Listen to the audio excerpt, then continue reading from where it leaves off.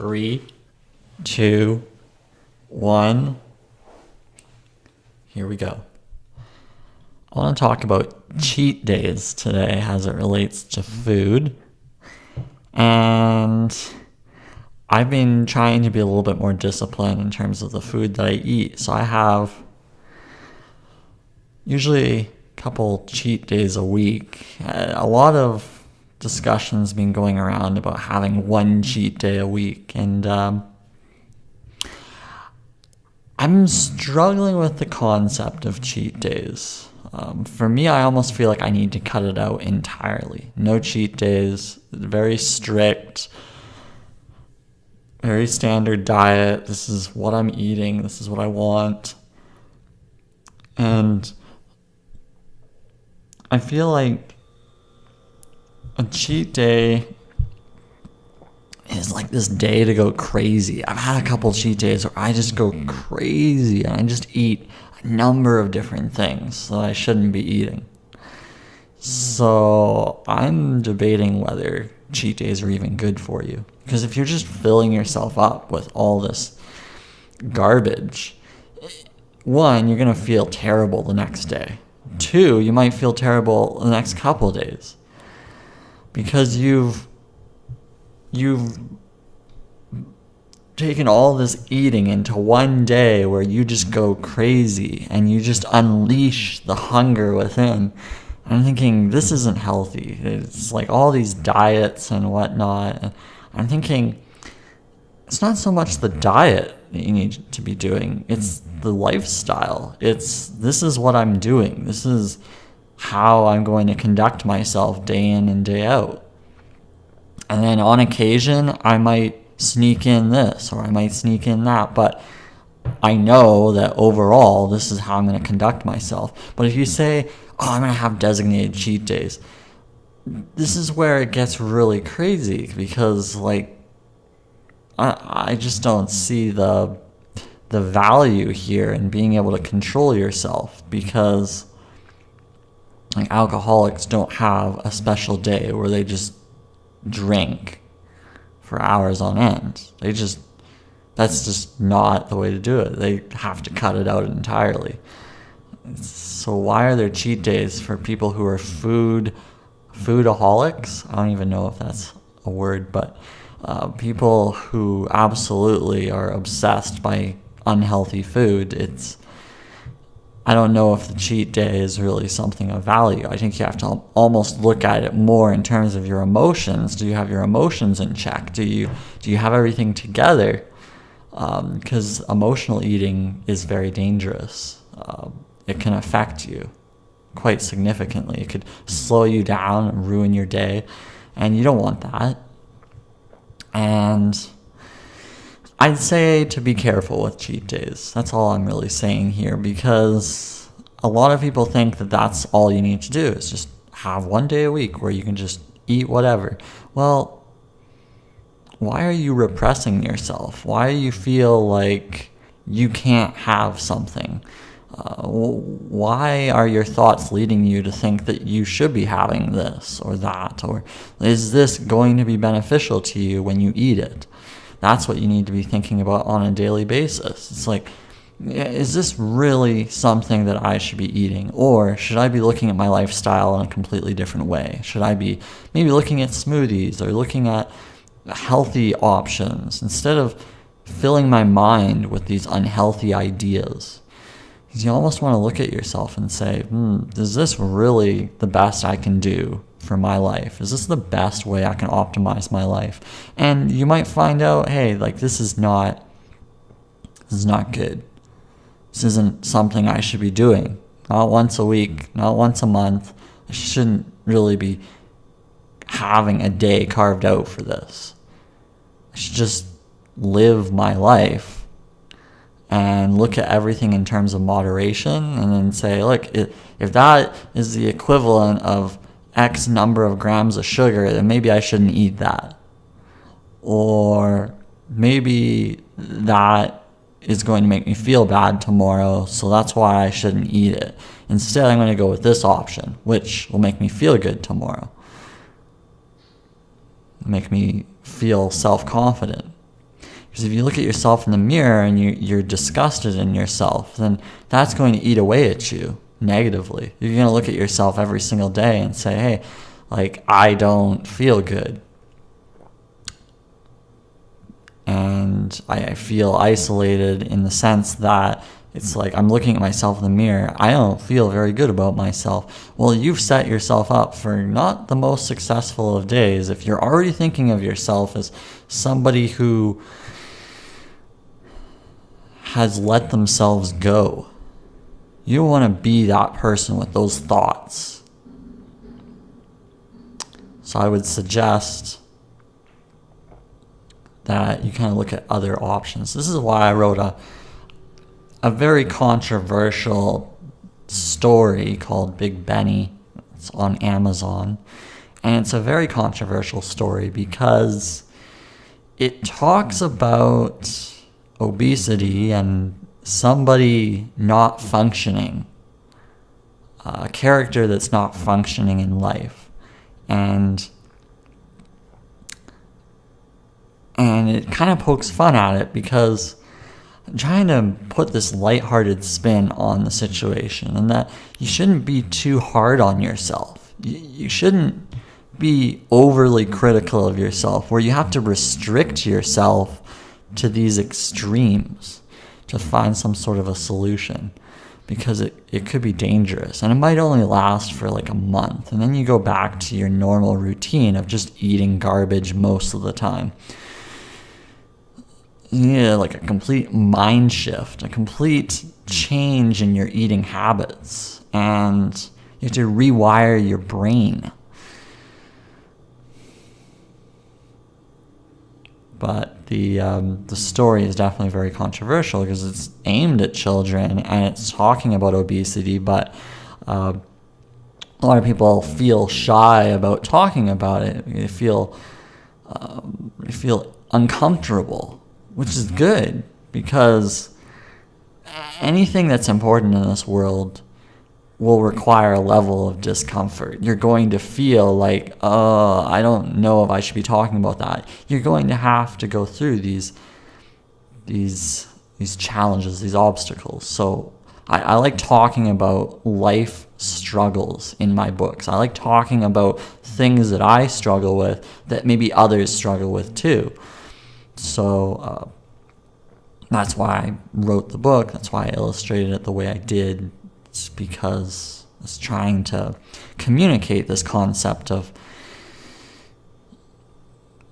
aiming to eat healthy every day and building this habit of eating healthy every day. And that in itself is the way to create a good life for yourself. Not, hey, I'm going to binge eat one day a week. Like, that day you're going to feel miserable because you're going to eat all this stuff and you're going to be feeling slow, sluggish, and you're just not going to feel like you're accomplishing anything here.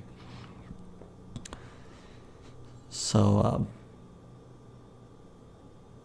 the cheat days are interesting. It's an interesting concept that people have released. I wish like people would not feel guilty about their situation, because it only just makes things worse. It makes people self-indulge even more, in that they go into a hole and they just eat this garbage and they don't tell anyone about it. Like, I've been through these situations as well. Like, I've eaten unhealthy things and I think to myself in the moment, it was like, I'm doing this, but why? And I don't know the answer to it. And you almost have to be self-aware of your thoughts as you're eating this material, this food that isn't even food, and decide, hey, like, this isn't good. This is not good. This is not going to make me feel good tomorrow. I almost look like cheat days. Like, cheat days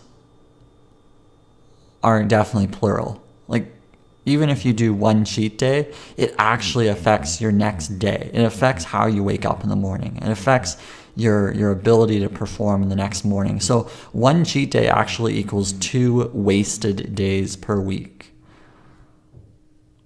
So you're talking about 2 out of 7 days a week you're just throwing away in terms of your peak performance. Is that really the best approach?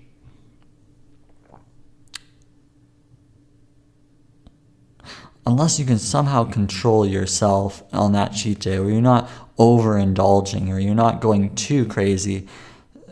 Like, I mean, if you do it that way, then you'll be fine. But a lot of people will feel repressed, and then on that cheat day, they will overconsume,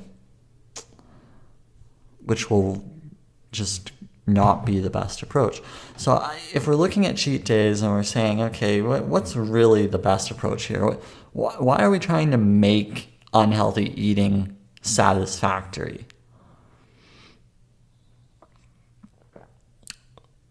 Because it can get really addictive. Sugar is more addicting than heroin, and that's a concern because people will have a disease of overconsumption, overindulging in the things they shouldn't be eating. That's something we need to discuss and figure out what can be done to address that. So, and a lot of other factors that affect somebody after they overindulge, or they're not taking care of themselves, then there's a lot of other factors that are going to affect them, and that's not healthy. And it's not the best approach to living a good, healthy life, is to have this cheat day. There's got to be a better way. So if you have these sudden urges and you want something, maybe determine, is this really going to make me feel good today? Or what's the alternative that will make me feel better? And once you know that, maybe you'll focus on those things. Focus on what makes you feel better, and then the cheat days go away.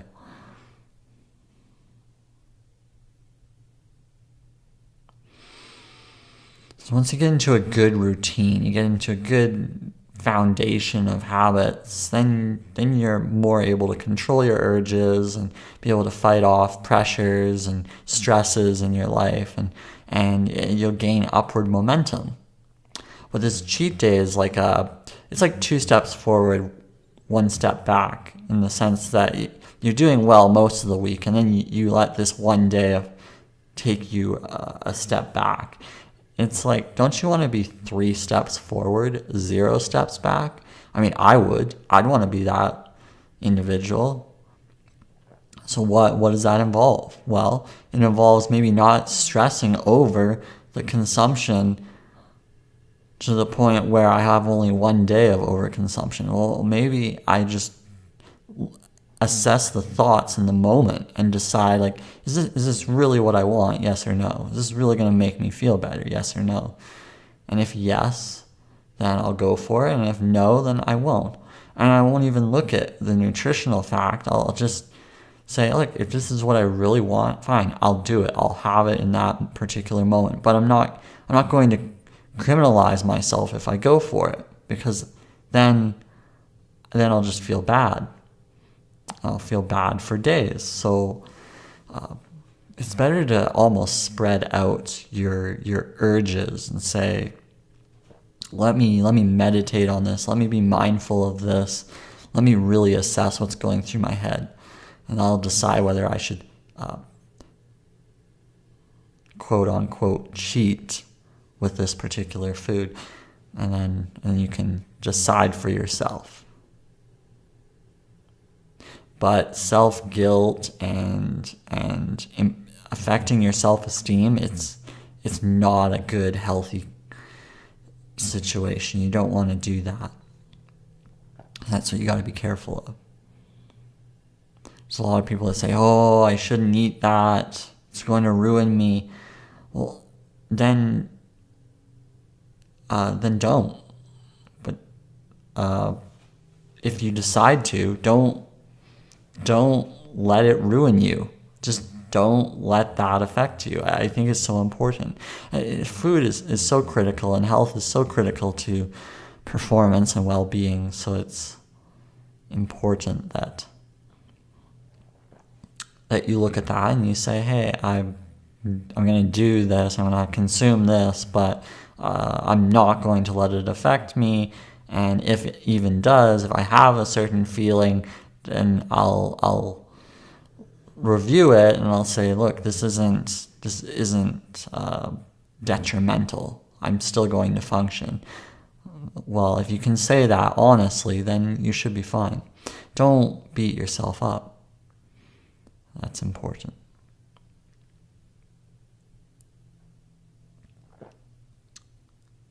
Those are just my thoughts on cheat days.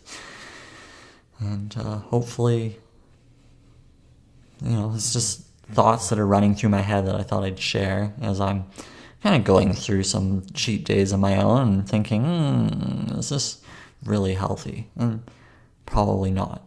If you fill your day with eating healthy foods that fill you up, then you might not have any desire to cheat, because then you won't even be hungry for any of that. You'll just be full. You'll be like, oh, well, I just ate a bunch of this, so I'm good.